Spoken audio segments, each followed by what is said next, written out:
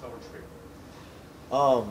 Yeah, it's interesting. The thing that really got me started in the travel blogging was working for Wired.com for the feature that we call Terminal Man, and I was flying around the United States for 30 days on JetBlue, and I was sleeping in airports. It ended up being 72 flights total, and it was kind of this look into American culture, American life, just there in the airports. It was interesting seeing a little, just that little piece of culture that you wouldn't normally be looking at for more than a few hours just passing through. Well, now, here's another chance to get a look at another culture, but in a completely different way. And it's interesting that everything is going to be happening here in Seoul. And we have that 3-day itinerary. It's completely packed. Each day kind of has its own theme. We have one day that's what it's like to live as a South Korean here in Seoul. We have a day that's shopping and dining. And it's going to be great just to be able to experience all over again a slice of culture that might get overlooked by the average person, and be able to write about it kind of from an outsider's point of view. So that's something that hopefully will appeal to people that enjoyed the Wired feature. You're gonna stay here for 3 days? Yeah, 3 days. And what is your expectations? expectations? It's hard to know what to expect in a lot of ways. This is a place that's totally different to anything we know, and everything I've ever heard about South Korea has been positive. I know it's a place that's has a long history, proud history. It's especially in the past few decades, it's had a major role in the entire world. From hosting the Olympics and the World Cup to technology, places like Samsung and LG. It's becoming a great tourist place, and the timing of the High Seoul program, really, I don't think it could be coming at a better time when it comes to Americans coming to visit and experience this. You want to experience some hardcore Korean lifestyle? Absolutely. I'm looking forward to seeing how Koreans, how they eat, how they live, how they party, how they relax, how they shop. I don't want to just see, American places go down to a McDonald's and a Starbucks. I want to have some kimchi and find out if it's any good or not, or stir in some spicy stuff into my food, and yeah. You got it.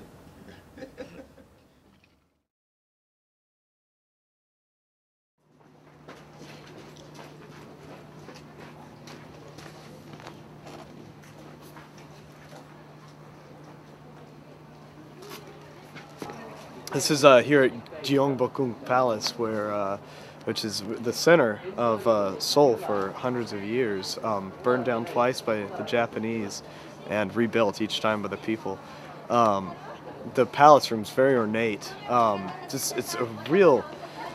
a huge place, and the entry to the palace is just lined with these stones that ministers would wait on to welcome foreign delegations.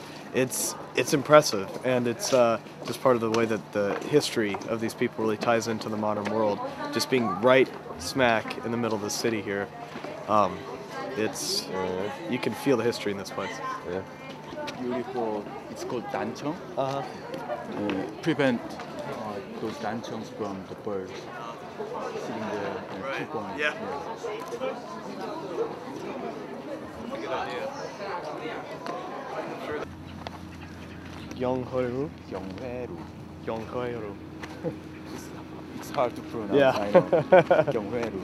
Gyeonghwaeru. You speak like a German. Can you speak again? Gyeonghwaeru. That's German. And this was always, of course, filled with water. And they get in from there. So this was used just for parties and entertaining. Yes. Lavish banquets received foreign envoys. You can't start.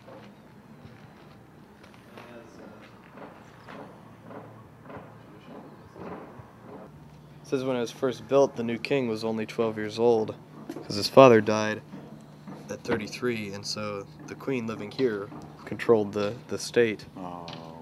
for the next several years. 네가 하면 Rear garden of.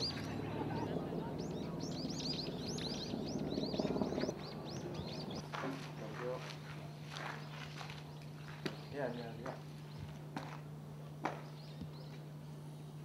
아, 그거를 이따가 점심시간 전에 지금. This is you know, it's incredible how they're rebuilding all these things that were once lost to fire and to war. And it's interesting to see the different cultural influences here. You see, of course, mostly Korean architecture, but there's touches of Chinese and Japanese influences too, which, you know, came both through invasions and through more peaceful means. That cultural exchange. This palace right here, or this part of the palace right here, was just recently rebuilt, and you can still smell, you know, the freshness of the wood. It's gorgeous. 헌 한번 해봐 브랜든 한번 해봐. Good, 예. I got no problem with that. We can do 사진 한번 that. 찍어줘. You wanna do it with me? Do it. Sure. Yes, on you.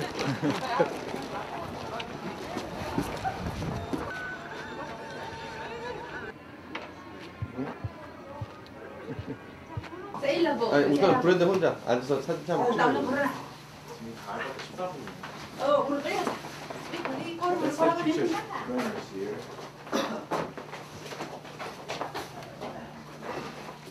가방. Oh. 브랜든 너무 모험생 같아. 그러면 안 되는데.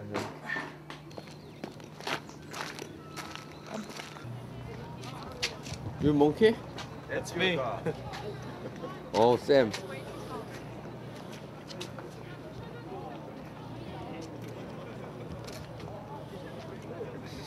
Your friend? We're close.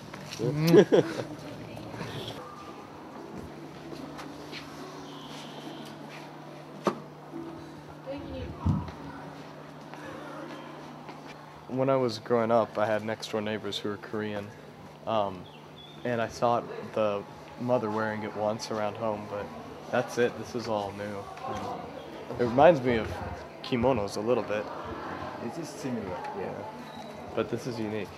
있으면 입어보겠대? You try it.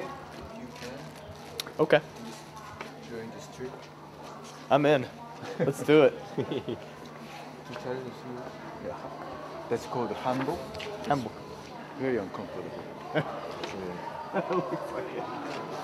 1960s. Oh, Korean. really? Wow.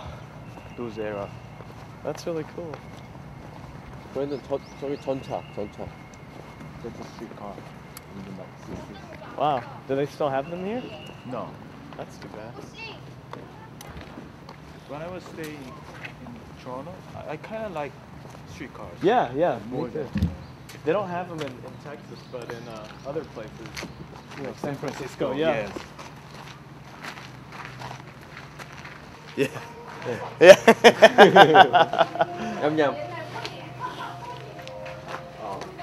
I think it's too cold. That's what I had. That egg thing.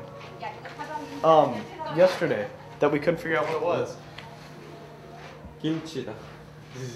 Sonia, that's what I had yesterday on the street that I didn't know what it was called. That's. 형, 저 뭐 같아요? 저 뭐지? 저 계란말이? 이 바보야, 저거 전이잖아 전. Ah, that's